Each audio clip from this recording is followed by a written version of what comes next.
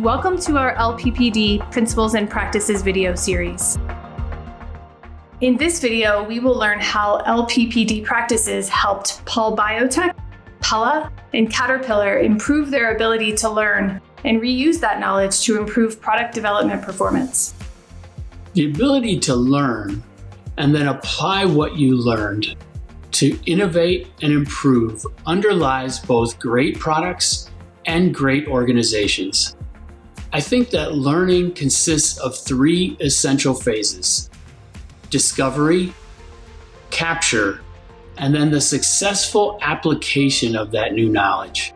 High-performance learning organizations are defined more by their culture and their practices than they are their technology. In our first story, Clive Glover explains how Paul Biotech used a fixed and flexible approach to knowledge management in order to dramatically reduce lead time for a life-saving COVID vaccine. At Paul, we are a company with its heritage really in filtration. We really focus on large-scale manufacturing of a variety of therapeutic proteins. We started getting involved with the University of Oxford around the beginning of March, which was just as the seriousness of the situation was really starting to be understood, certainly in Western Europe. Knowledge reuse is absolutely crucial in this. What we've observed is that 80% of the work in scaling up any biological process is the same. So 80% of the work is the same, and 20% of the work is all about customizing the process to the specific therapeutic that you're looking for. With all of the experience that we've built up over the years in developing processes for monoclonal antibodies, we were able to leverage all of that.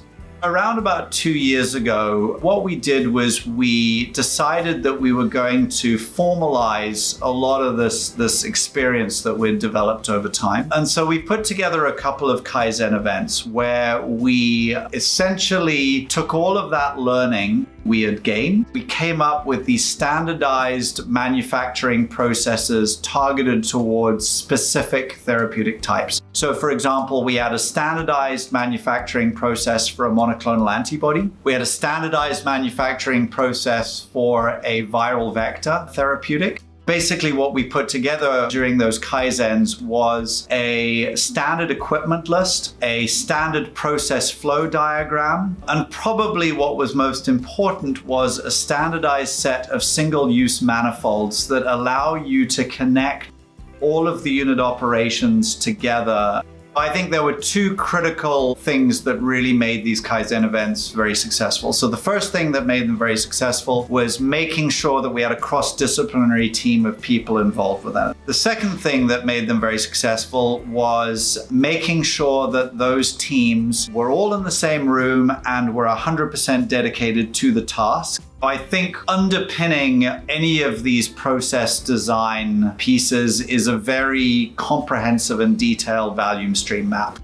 What we managed to achieve was that from when we first received material here in our lab in Portsmouth until we were able to deliver equipment and begin the initial commercial manufacturing run at one of our manufacturing partners, that process, in fact, took us 8 weeks. Now, considering that our previous record for delivering one of these processes was about 9 months, you can appreciate that that is a significant acceleration of development of these kinds of processes. What we've managed to do in order to make sure we take all the best learnings from this is we've really put together a pretty comprehensive set of documents and plans and designs around these standardized platforms. What it's come down to now is that if a customer comes to us and says, I want to put together a manufacturing facility that will allow me to make 5,000 doses of a particular therapy on an annual basis, we can more or less turn around to them with a theoretical solution to that problem in a matter of 2 to 3 weeks. On top of that, we're able to start doing things like simplifying our supply chain. So there are some very immediate benefits that I think we can realize from this particular process. So we've put together these standardized tools. We now have a very powerful proof point to demonstrate that these standardized solutions with knowledge reuse really work. And that really gives us a significant competitive advantage. In our next case, Gary Yukon explains how Caterpillar uses design guides to leverage their organizational knowledge in order to improve the performance of both their products and their people. So at Caterpillar, our design guides document the standard Caterpillar work that engineers follow for specific designs on specific systems and components. They document the best practices, the failure modes, and serve as a repository of lessons learned by engineers who have completed designs. The design guide collections are managed by our technical experts for a given technical community. The tech experts identify the new guides that are needed, and they follow a standard update cycle that require review and refresh periodically for existing guides. The guides are evaluated and refreshed based on any latest technology, and then there's a peer review or tech expert review to go through to make sure that the latest technology is captured. Knowledge transfer to the new engineers can be accelerated. We're a global team. We have a lot of new engineers joining our team frequently, and as part of the new engineers' development, the design guides give them a much-needed compass to follow. From the product standpoint, the design guides provide us a foundation to design to standard work and maintain consistency across the product line, and that helps from a manufacturing standpoint and a service standpoint to have consistency and standardization across all the way out to the customer. A key part of the design guides is the lesson learned section. The testing and performance that new product development programs go through, we're able to document those lessons learned and reuse that, which helps us continuously learn and improve our product development cycle. So I already mentioned rewarding behavior is very important, but there's a couple others. Starting small and building momentum. The story I told about our Tier 4 journey, that was 12 years ago, and that was a 12-year journey we've been on with our design guides. We started with one specific system, we created that success, and then we started replicating that across other systems. The second thing I would say is having a robust knowledge management system. People today create a lot of quality work every day that gets lost in the abyss of data systems, job changes, completion of projects, etc. The legacy that we've created with those design guides will endure long after I'm gone and long after the folks that wrote those guides are gone. I would say it's one of my proudest accomplishments that I was a part of. In our final case, Natalie Reed shares how Pella identifies, prioritizes, and closes knowledge gaps early in product development programs in order to reduce rework and build better products faster. So the business problem that we needed to solve was kind of the duration of the time that projects were taking to get to market. And so when we decided that we wanted to help our projects get to market faster, and we started to look at lean product and process development as a methodology and a way of thinking to get us there. So as we were looking at our overall product development cycle and looking at the duration of projects from the time we kicked off to the time we implemented them, they were far longer than we wanted them to be. And we really started to dive in and say, okay, well, where's the process breaking down and where are we having a lot of troubles? And one area that we found was in understanding scope and getting really tight and crisp on a specification. So what does this product need to be? Who is it for? And what isn't it? Because oftentimes knowing what a project isn't supposed to do or a product isn't supposed to do is just as important as knowing what it should be doing. So the knowledge gaps helped us answer a lot of those questions that kind of pop up later on in a project. We thought about them early, we could answer them early and get a lot better guardrails. So as the project went on, we've already kind of answered those questions and it's less churn on the back end, therefore it takes less time.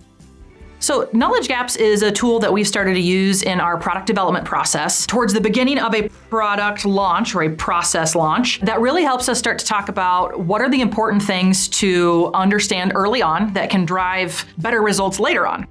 The goal of a knowledge gap session is not to solve the problem or solve the gap in the moment. It's about identifying them and then sequencing and prioritizing. I'll have the team go around the room and share what their knowledge gaps. What did they recognize and say, from my functional and from my business perspective, what don't we know yet that we need to know in order to be successful? And then we do an activity where they rank. Basically, they say, I ask them the question, looking at all these gaps in knowledge, what needs to be answered first. So it really forces them to think about the answers to these gaps and how they could influence or impact the scope or the parameters of the project.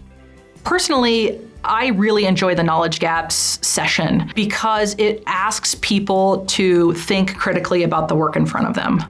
I know that the people I work with are really talented people, and I think too often we can be in silent disagreement about something, or we can say, the product manager wants us to do that, but it'll never work, right? We end up not having a very healthy team culture, and we waste a lot of time and effort. And so the knowledge gaps process, to me, just creates a healthier team. And it just starts us off on the foot where we can challenge each other, and we can challenge assumptions, and we can ask questions like, okay, how do you think you know that? And it's a safe space to do it. And then we will work together to figure out when we need to answer it and how we need to answer it. It's a learning environment, and I really enjoy learning environments, and I like to see people have dialogue. I like to see people succeed and shine in what they do. And so, when you're in a knowledge gap session and somebody asks that question that nobody expected to ever be a problem, and then you're like, oh man, yeah, the last 4 projects I was on had that problem, and we should think about it for this one. Those are just really special moments in a knowledge gap session. Given the speed of change that most of us live with, the ability to learn as a team and then bring that knowledge to bear to improve your products and your organization is more important than ever. LPPD tools and practices can help you do that. I hope these stories inspired you to want to improve your development capability. Thanks to our learning partner organizations for sharing their experiences, and thanks to you for watching. For more information about LEI products and services, or joining our learning group of companies, go to leanpd.org or contact us at info@lean.org. The LEI team is committed to improving the way new value is created